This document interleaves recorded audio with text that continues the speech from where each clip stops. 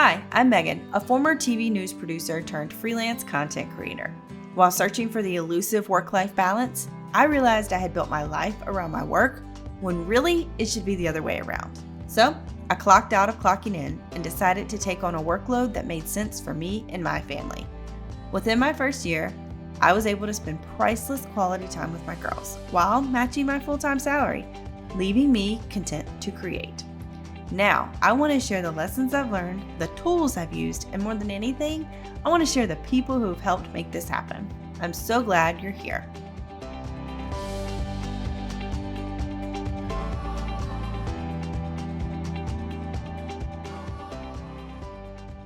Hi, welcome to episode 2 of Content to Create. Today's guest is Sarah Hilton. After nearly 2 decades of working in corporate and nonprofit marketing, Sarah founded her marketing agency, Howard and Rose. She works with small business owners, creative entrepreneurs, and nonprofit leaders to clarify their marketing objectives, organize their content and systems, and strategically identify and tackle special projects and priorities from a practical marketing mindset. I am so excited to introduce you to Sarah, so let's get started. Hi, Sarah. Welcome to episode 2 of Content to Create. I'm so excited that you're here. Thank you so much. I am so excited to be here. So Sarah and I met back in January at a summit called Grab Life by the Goals. It was 2 days of networking and all the goodness of building a business and your goal setting and all of that good stuff. So it was fantastic. We first introduced ourselves and both fumbled through what we do, how we're doing it, how we show up in the world. And I think that was our uniting moment. Like that's what brought us together. I agree. I think we were both at a point in our journey of business building where we were still trying to figure out what the best way to talk about it was, how to approach it, how to claim that space. And we were there to figure that out, right? That was kind of what brought us to that event, I think, both of us. Absolutely. Well, in the 3 months, 2 months, I can't even count months. It's been 3. Since 3 months since then. How much has changed? Like this was something that I spoke into existence, was this podcast that I wanted to do. That was a goal of mine. What was your goal when you left that summit? My goal was to have a single client. And I have since had more than one client, and I have a lot of very promising conversations underway. I've been networking for months, and it feels like it's all kind of starting to come together. And it's been largely through the support I've received from my friends, such as yourself, and my broader network. That's amazing. So there's a lot to unpack there because I do know your backstory, and we do talk regularly. But networking is really huge for you. And I want to know, let's talk through like your tactics for networking, because I think they have been certainly helpful for you. All right, I can do that. So I started my business after almost 20 years of professional experience, and I have a network that goes back to my college friends and to my early work that I have done. And in some cases, I haven't talked to those people in years. And in other cases, I've done a better job of staying in touch. And so when I knew that I wanted to start a business, I thought I'd better reach out to the people who I have worked with in the past, known in the past. And so I kind of started with, I brainstormed a list of literally everyone I could think of, from my in-laws to my neighbors growing up to former colleagues. And then I haven't contacted all of those people, but I sort of started with that list and chose the 10 people I thought would be smartest to start with and that sort of thing. So I've kind of worked through this list of people that I know. And in each of those instances, shared with them what I'm doing, what I'm hoping to do, a friendly catch-up update, so that I wasn't just calling them to say, I'm starting a business and I'd like you to help me. I was saying, it's been a long time, I'd love to connect. And was very well received. And in many cases, the people that I spoke with either suggested a podcast, and there are, as we know, people behind podcasts. So that has expanded my network, literally. And also people were very generous about sharing their contacts. So I have this kind of stone rolling down a hill metaphor going, where every time I talk to someone, I come away with things to read, things to listen to, and more people to speak with.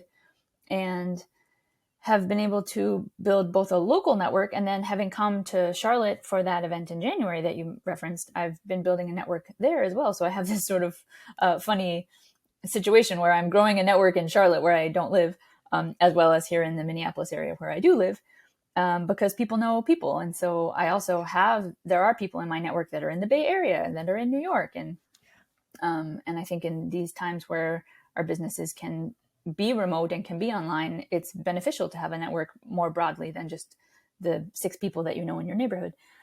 So that's one aspect of what I've worked through, is kind of making sure that the people that I know what I'm doing. And then beyond that, I have pushed myself to join groups and attend events. And when I'm there, I shake hands and I be friendly and I talk to people and try to tell people what I'm doing, even though that's been a good practice in gaining confidence and talking about the thing that I do, or the things that I can do, or the things that I intend to do or want to do. And so, like you said, we met each other, but we didn't just sort of say nice to meet you and walk away, right? We stayed connected with each other, and we found a way where we can support each other in both of our initiatives and efforts and lives. And that's not to say that every person that I've met in my networking journey has become a friend, but it certainly does mean that, there were people that I reached out to who I thought, well, I don't think they're in any position to hire me necessarily, but it'd be nice to catch up with them. And to my surprise, some of those people have promptly turned around and said, you should talk to so-and-so. They really could use your marketing assistance. And so you just kind of never know where the journey will take you, I guess. Yeah. Well, it sounds like a lot of yours have been really good personal connections and emails and phone calls and whatnot. Have you used LinkedIn at all? Because I know that's something personally I have used, is LinkedIn. I have used LinkedIn, but I've used it almost as I don't stay on LinkedIn. So if I met someone at an event, for example, this happened. I went to an event in February. I met someone. We had a great conversation, but he was the speaker at the event. And so he said it was nice to meet me and he'd love to learn more about what I'm working on. And then he excused himself and got on stage. And so we didn't exchange business cards. I sent him a LinkedIn direct message with a connection and said that I was really impressed with what he had to say and that I had enjoyed meeting him, and said just enough so that I'm sure he met hundreds of people. I wanted to make sure he knew kind of who I was. So I said it was just very nice to meet him. And he promptly accepted my connection, sent me a direct message back and said he'd love to get coffee and when was I available. And so had I not used LinkedIn, it would have just been a friendly conversation that didn't go anywhere. And consequently, I've spoken with him. I've spoken with his colleagues. We have a conversation underway around how I may be able to help his business and as well as some of his partnerships that he has going. And so it's really exciting, and it has grown from LinkedIn, but we didn't sort of stay in LinkedIn. Like, we're now following each other. And so I can learn more about his interests and his initiatives. But I don't stay on that platform to communicate with him. We very quickly exchanged emails and phone numbers and moved off the platform to communicate and to have real life connections beyond the internet.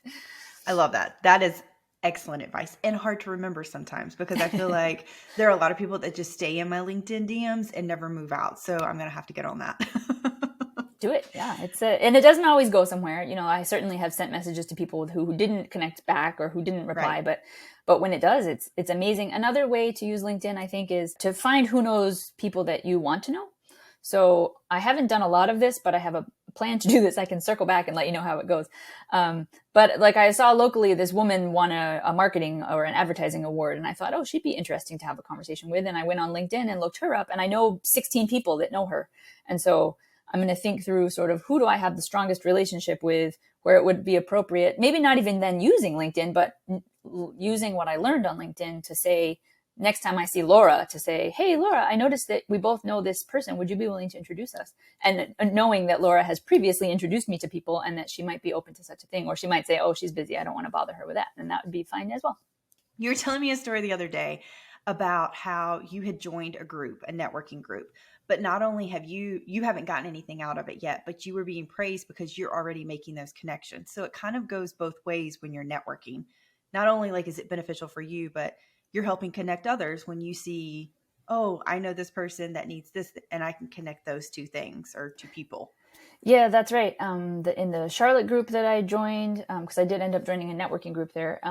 In the Charlotte group that I joined, I was speaking with a designer who has so much work that she's thinking of hiring people to support her, but she was excited, expressed her excitement that I'm in Minneapolis and that there's a strong ad agency here. And so twice when I've been networking here and there's been someone who's a graphic designer who I thought that this other woman might appreciate, I have reached out to each of them and offered to introduce them. So I've introduced her to two people who are in the Minneapolis design world because she said that she wanted to meet them. And when she told me, I didn't know anyone, but I've since met two people, so I've connected them. Well, you are an excellent connector is what I'm hearing. And I love that.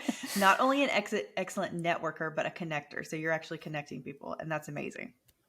Yeah, it feels good. And it feels, I think some people have a bad feeling about networking. And I think when you realize that networking can be kind of building a web of people who know each other and reaching out to those contacts and helping strengthen those connections for other people, then it doesn't feel so much like you're just shaking hands and asking for help or asking for business, but that you're a valuable part of that web of people. And I think I'm trying to get away from the word network maybe in my metaphor of a web, but it's the same idea, right? That shaking hands and asking things of people is intimidating and can be difficult, but shaking hands to say, I'm genuinely listening to what it is that you do and what it is that you're looking for, so that when I meet someone next week that's looking for the same thing or might benefit from meeting you, I can go ahead and connect you to them as well. I think this goes back to when we first met. It was so hard for us to explain what we did, what we wanted to do in a very short and cohesive manner. Have you gotten better at that, or how has that evolved over time? How do you get better at your, pitch of what you do, how you do it, that type of thing? I have gotten better at it. And I think for me, part of it was that when I was really at the beginning of this journey, which was not such a long time ago, I didn't know exactly what I wanted to do. So it can be very hard to describe what you're trying to do if you haven't sorted it out yet. But I think a great benefit of all the conversations that I've pushed myself to participate in is that many times now, I mean, perhaps hundreds of times, I have said, hi, I'm Sarah, and this is the thing that I want to do, or this is the thing I'm trying to do. And that's a lot of practice. So it's improved. And I know some people, I think, have kind of a set description of their business that they've pretty well memorized, and it's exactly the same every time. And I'm not at that point, and I don't know if that's where I'm trying to be. But I also don't want to be a shapeshifter and kind of meet everybody exactly where they are. So I've gotten to a place where I can say that I have 20 years of experience and I've decided to start my own business, and I have both a strategic and holistic view as well as a practical approach. And I'm most excited to work with nonprofit leaders, small business owners, and creative entrepreneurs. And that's not something I could say in January. No. I love it. You've done so well. Thank you. You've done so well. So you are building this business. It's not a side hustle. It's not a part-time gig, but you also still have your full-time job. Tell us about how you're making all of that work.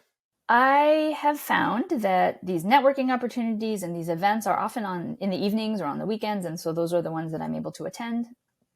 I think those of us that have full-time jobs know that you don't really clock in at 9 o'clock and clock out at 5 o'clock or whatever your time frame is, that there's lunch breaks and afternoon breaks. And these days on our phones and our computers, you don't need a lot of time. For me to go on LinkedIn, check a couple of updates and send a couple of direct messages is just a portion of my lunch hour, for example. And so I'm able to really conduct a lot of networking simultaneously with meeting my responsibilities of my full-time job.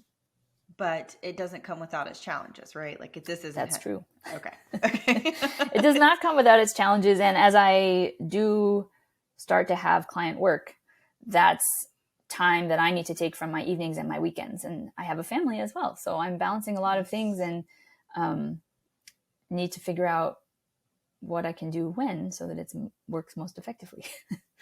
So let's go back to the side hustle. You are not calling it a side hustle because you are putting full-time effort into this. That's right. And you're doing that by taking your time that you do have and networking yourself and building these relationships. So when it is time to run with this, well, actually you are running with this currently, that's where you're finding the fruits, is this network that you've built. Yes, I think there can be a lot of energy that people put towards growing a social media network or growing an audience. And for the work that I'm trying to do and for the commitments that I'm trying to make to people, I think that the genuine in-person connections are really important, whether that's through a screen or in actual person-to-person space. I maybe in the future I'll be able to speak in front of an audience or build a content plan on the internet that pulls in thousands of people. But at the moment, with the time that I have and the energy that I'm putting in, it's very time consuming to build a network, a personal network and a professional network. And so that's where I'm putting my time and energy. And so far, so good. I love it. I love it. So build your network. That's your advice? Build your network. That's my advice. Okay. So we're getting to the end of this. I'm going to wrap it up by asking a few questions. So this podcast is called Content to Create. So I want to leave you with two questions, one about being content and another about content, because it could go either way. We could say it either way. Mm-hmm. What makes you content? What makes me content is feeling as though the contributions that I am making, whether to my clients or to conversations or to my network, are in line with the skills that I have developed and strengthened over time and that come naturally to me. Where I feel restless is if I feel that I'm spending a lot of time and energy in a way that's really just not maximizing the value that I can contribute to the world, at risk of sounding too confident.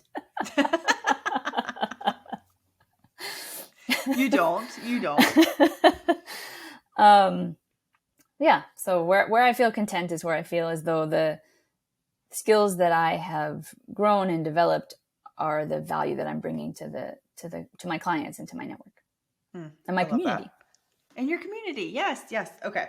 So if there was one piece of content that you could create or consume that you think would be very helpful, what would it be?